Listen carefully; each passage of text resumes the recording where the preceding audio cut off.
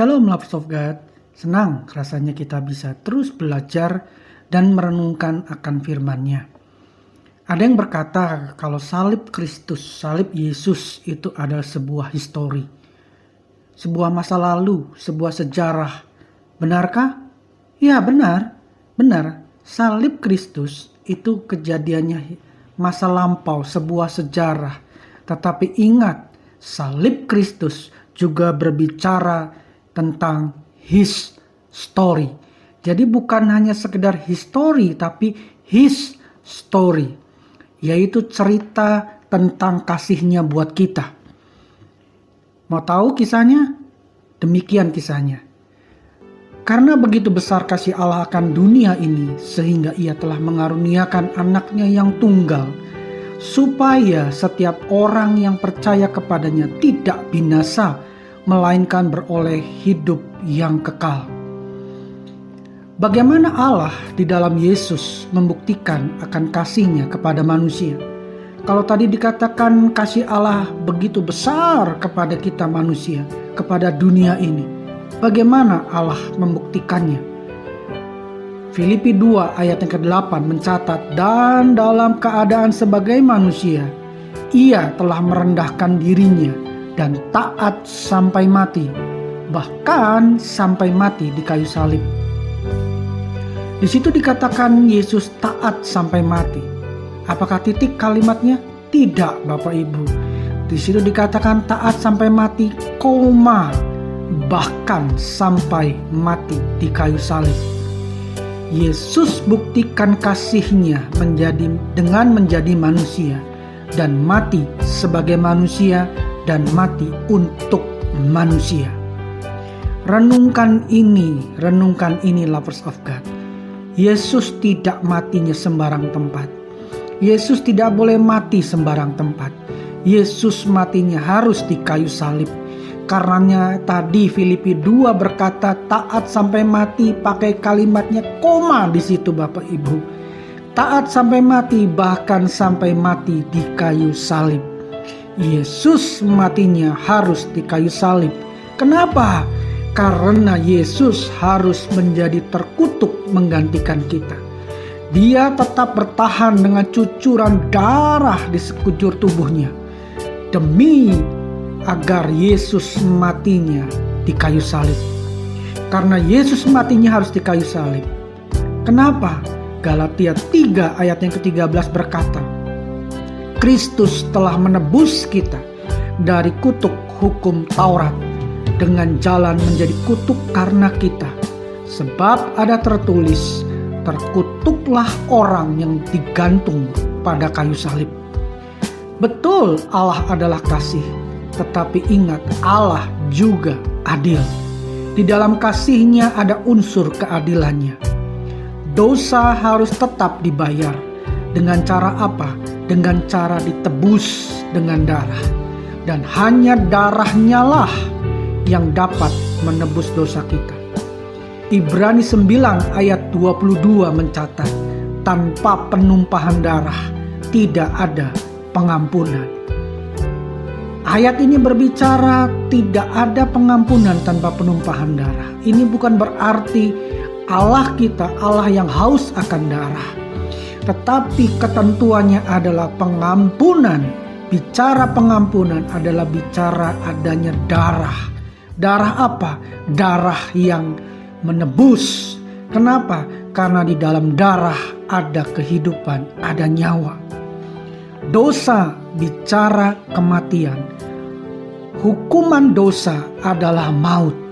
Dan untuk bisa maut itu dihilangkan dengan cara penebusan. Artinya ada penumpahan darah di situ.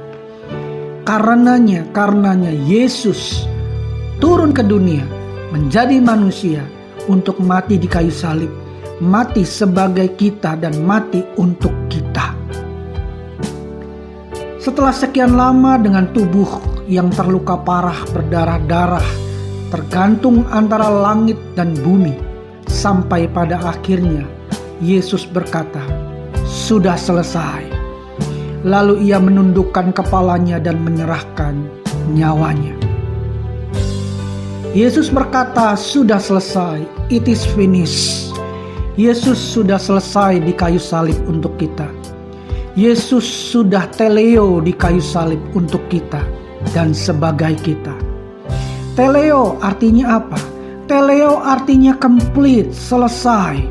Artinya karya penebusannya telah selesai mencapai garis finish. Dia tidak berhenti setengah jalan. Tidak ada yang ketinggalan. Sudah selesai. Karena Yesus mencapai garis finish. Karenanya dengan iman kita berani berkata, maut telah ditelan dalam kemenangan. Haleluya, haleluya. Kuasa dosa yaitu maut telah dikalahkan Yesus di kayu salib. Yang kedua, teleo juga artinya fulfill atau menggenapi. Karya penebusannya menggenapi hukum Tuhan. Hukum Tuhan yang bicara apa? Yang bicara yang bersalah harus dihukum.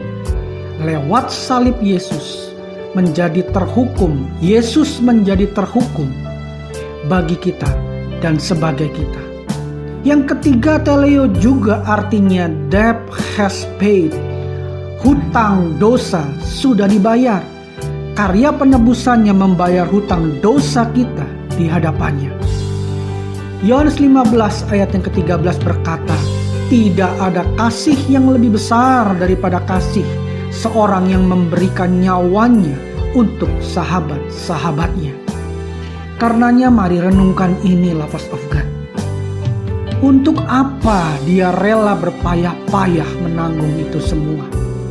Jawabannya adalah karena dia sangat mengasihi kita dan agar kita dapat pulang kembali ke rumah asal kita di sorga.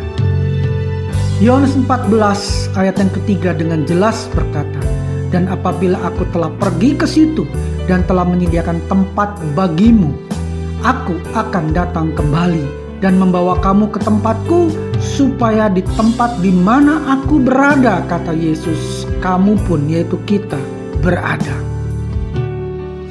Yesus rindu kita bersama-sama dengannya di rumahnya di sorga. Pertanyaannya, kenapa Yesus bisa membawa kita ke sorga? Karena dia, Yesus adalah jalan, kebenaran, dan hidup. Dan di bawah kolong langit, hanya lewat namanya lah, nama Yesus, kita beroleh keselamatan. Nah, pertanyaannya sekarang adalah, maukah kita bersama-sama dengan dia di sorga? Putuskan Bapak Ibu. Dan jika jawabannya adalah ya, mari undang Yesus. Terima keselamatan di dalam namanya. Pastikan nama kita tercatat dalam kitab kehidupan. Dengan cara apa? Dengan cara kita menjadi anak-anak Allah.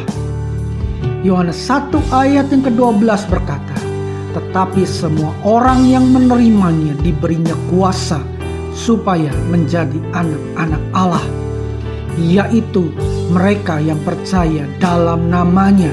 Dalam nama siapa? Dalam nama Yesus.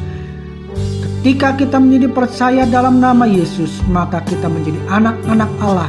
Ketika kita menjadi anak-anak Allah, saat itu juga nama kita tercatat dalam kitab kehidupan. So, lovers of God, mari putuskan sekarang. Terimalah bukti kasih-Nya pada kita. Amin. Haleluya, haleluya. Tuhan Yesus memberkati guys.